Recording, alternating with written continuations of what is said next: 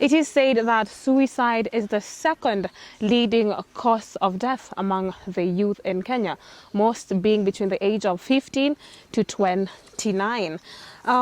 Which brings us to today's topic, mental health. Sorry. Today we have Mr. Kelvin Opondo, who is the program coordinator of YUMP, Youth Unleashed Mentorship Program. Did I get it? Yes. Thank you. We are going to dig deep onto that topic. Welcome to New Ways Talk Show, here where we give you stories that inspire you. So, sir, how are you? Fine, thank you. How are you? Good. Yeah. To kick it off, I want you to let our viewers know what YUMP does. Okay. Yeah, Thank and you. who you partner and work with. All right, thank you. Yeah. My name is Kelvin Opondo, as she said, and I'm part of one of the wonderful programs within the county that is run by an organization called Better Me, and that is YUMP, Youth Unleashed Mentorship Program. Yeah. This program rolled out in the year 2020, just in the process, in the time that the COVID was ongoing, and we thought of a lot of people were affected socially, economically, mentally, of course spiritually as well. And we thought of what is it that we can be able to speak about, what is it that we can be able to handle amongst the youths that have been muchly affected. Yes, that is why we initiated the program called YUMP. Currently, if I speak of the last schooling term, we were able to meet more than 6,000 students in different learning institutions. Here in Kisumu? Yes. Wow. And of course, the goal was one common goal. We were speaking about mental health. And of course, there has been a crisis as a result of mental health issues. So we purposely focused on that, and we've been up and down, meeting students, meeting youths in different community organizations. And our attention has always been, how can you be able to handle or curb the problem that is facing the society currently? Nice. Yes. I want you to make people understand, what is mental health? Of course, I will not want to do a dictionary definition, but I want to put it so simple. Yes.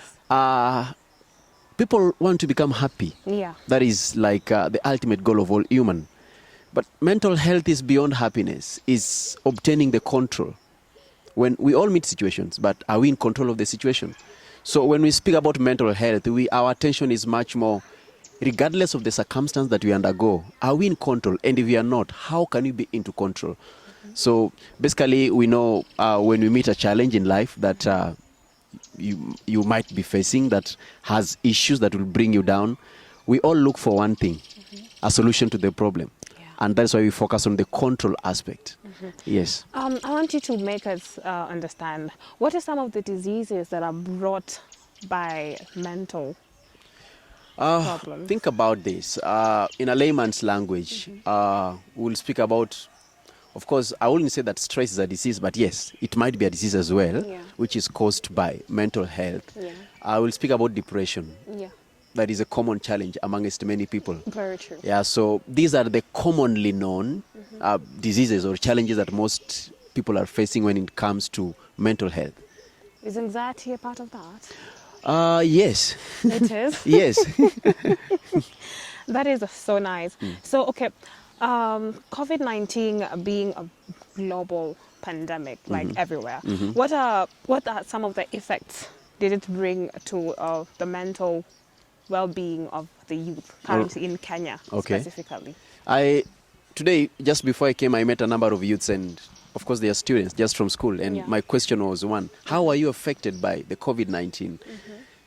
I received answers that I never expected. Of course, some brought up positive answers, like, oh, I learned how to sing. It was funny, but then it was nice.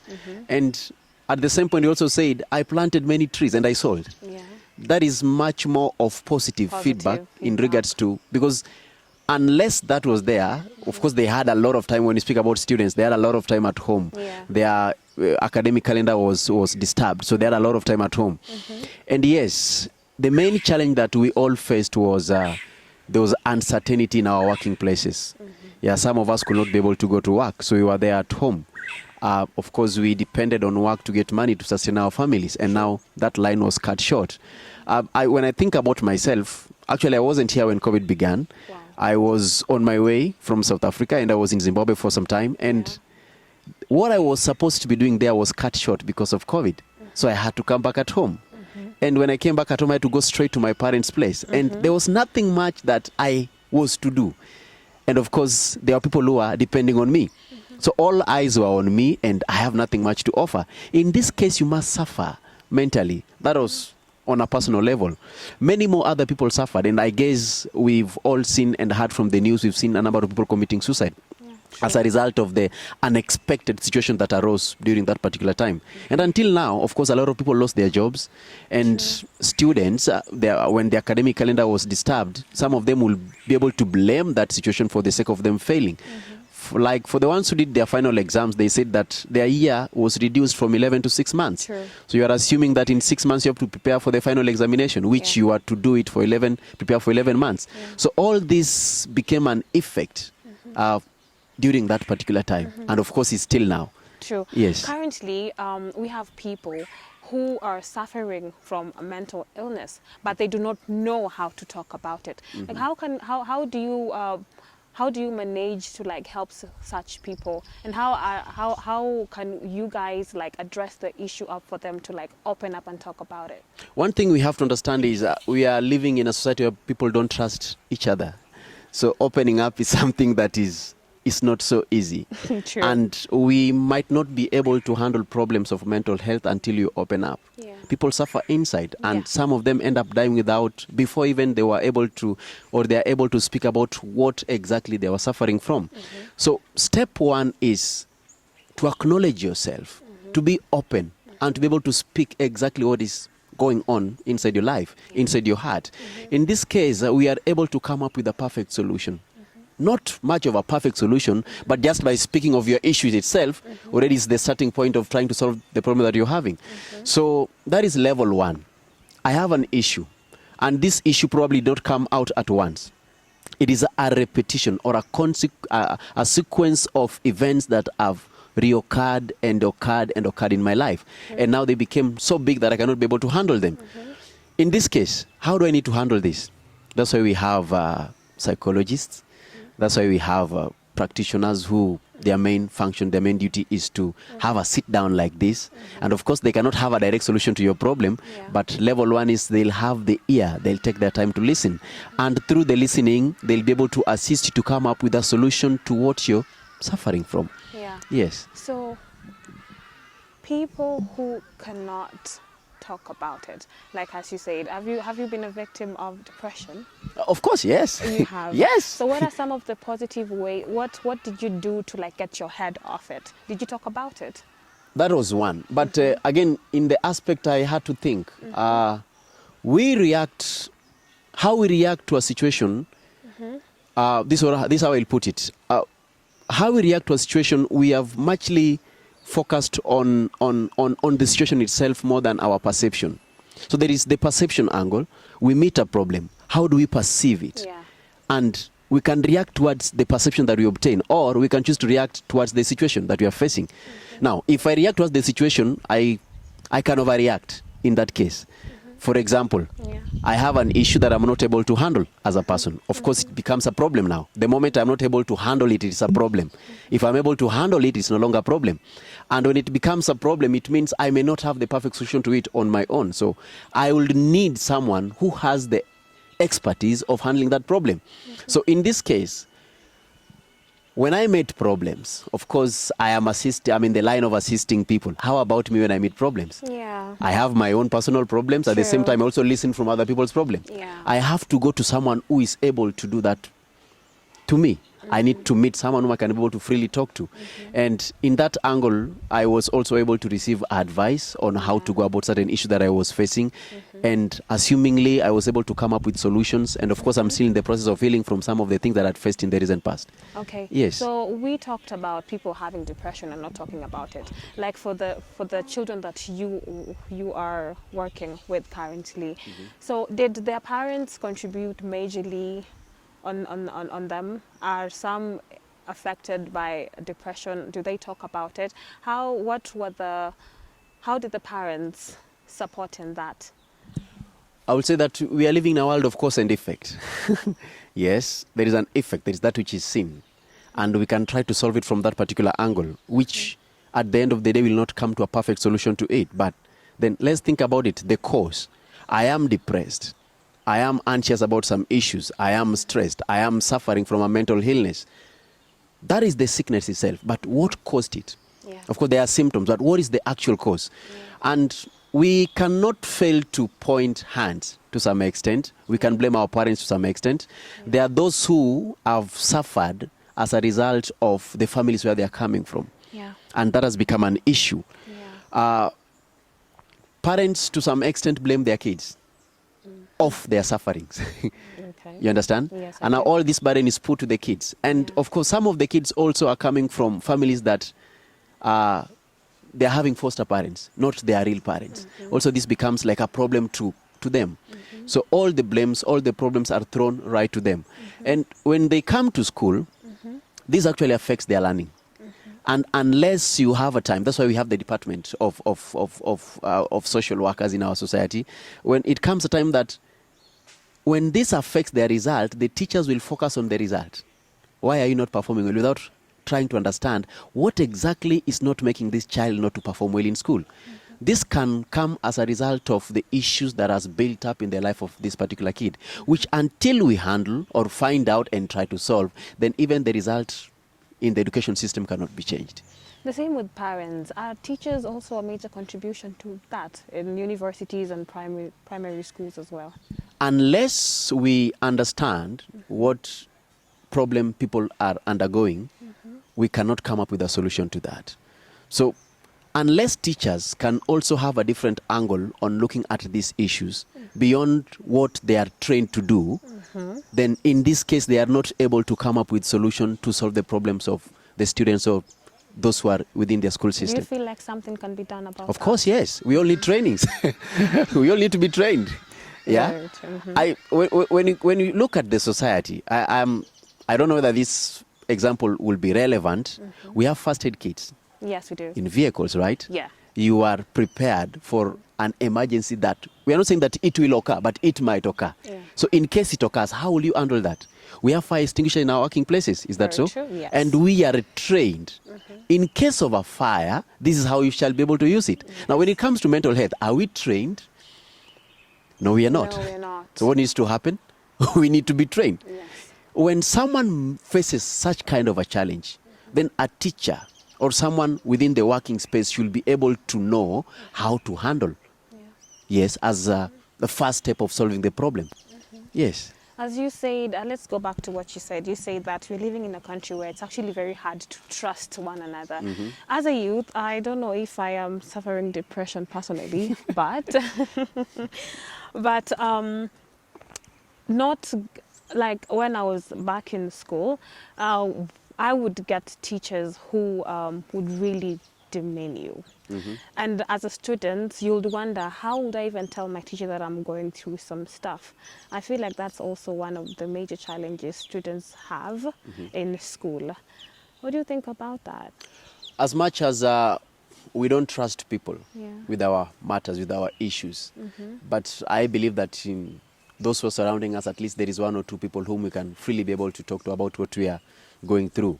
And I normally say that at the end of the day, the most important thing is your mental well-being. I might look at a teacher with a different eyes. Yeah, very true. Can he really solve my problem? Can he really help me handle my problem? But if I don't take that step of trying to know or trying to inquire, who is suffering at the end of the day? So it is my responsibility as a person with my suffering, with my challenge, with my issue, that I have to trace and find where is the best place or who is the best person I can face and try to solve this problem that I'm facing. So it is, apart from people, it is me as a person. Because the more it piles up, it leads us to a dangerous place. And as you said, as you're starting, we have seen a number of youths committing suicide. Very true. And you can simply realize that if you listen carefully, even the issues that made them commit suicide was things that were freely, or they could be able to be solved without any difficulty. Any difficulties, Few months ago, I heard of a story. A 10 years old kid, somewhere in Sierra County. he committed suicide. So I was very keen to listen from the radio. Exactly what made this young boy to commit suicide? 10 years. What problem is this kid suffering from that makes him commit suicide? It wasn't spoken clearly from the radio what made him to commit suicide. What they were saying is like he was told to go and tie the cows. It was late in the evening and he didn't want to go. And when the parents came back, he had already committed suicide. I think that was not the underlying issue. There must be something that made him to do that. Yeah. And in universities, we've seen students committing suicide. And we can blame them for doing that. We can point fingers, oh, the youths of this day are not living a good life. Yeah. But there is something beyond that. Yes, Who tries to listen to them? Yeah. Who tries to give them an ear? Who tries to speak to them? And that is where we come in. Okay. We don't wait for them to come, but instead we go to them. And we make a program in such a way that they are able to freely come up and try to express themselves. And the good aspect is we are likely a practical example. We have undergone challenges and issues, and we met people whom we spoke to and they were able to help us solve our problems. Yeah. Yes. That is so nice. So let's go back to YUMP, Okay. right? So, so how does YUMP support these young people that you are with currently? Actually, YUMP, as I said, is a program of Better Me. Better Me, And yes. we still run a bursary program. We select a number of kids whom we are able to sponsor them to their high school, even to their colleges. And a few years, we realized that as much as they were being sponsored in their learning, in the education system, they were not performing well. Yeah. So of course, you always ask, why are you not performing well? But we thought of, will there be something deeper than that? Yeah. Can it affect their learning in their institutions? So that's why we started YUMP basically. A platform, an open room, a safe space whereby we could, rather than blaming them for not performing well, but trying to listen to them. Yes, this and this happened. What caused that? Do you face some challenges in school? And what kind of challenges? Do you face some challenges at home? And what kind of challenges? Do you face some challenges with the friends? And what kind of challenges? And how best can we help you through those challenges so that you can improve in your academics? Okay. That is why we intentionally started this program called YUMP. Wow, that's quite deep. Okay, so before we call it a wrap, what advice would you have for people out there? Which camera do I use? This one or this one? So you're gonna use that camera. So any advice you have for people out there before we call it a wrap?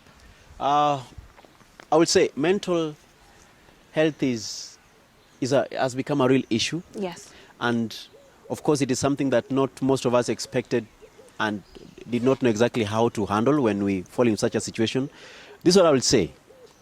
When we feel stressed, when we feel depressed, when we feel anxious, when we meet a problem that we cannot be able to solve on our own, we must be able to find someone that we can be able to open up and talk to. I believe there is no problem in this world that is so difficult to solve. And level one of solving the problem is meet someone and open up and talk to. And that will become the best way and the starting point of handling the problems we are facing as young people. When we open up and talk, we will be able to come up with practical solutions to solve every single problem you're handling. I know we youths, we are fond of blaming people. I think we should come up with the end game of blaming people and start acting positively and think that we need to understand the fact that we are the ones who are able to propel in this generation.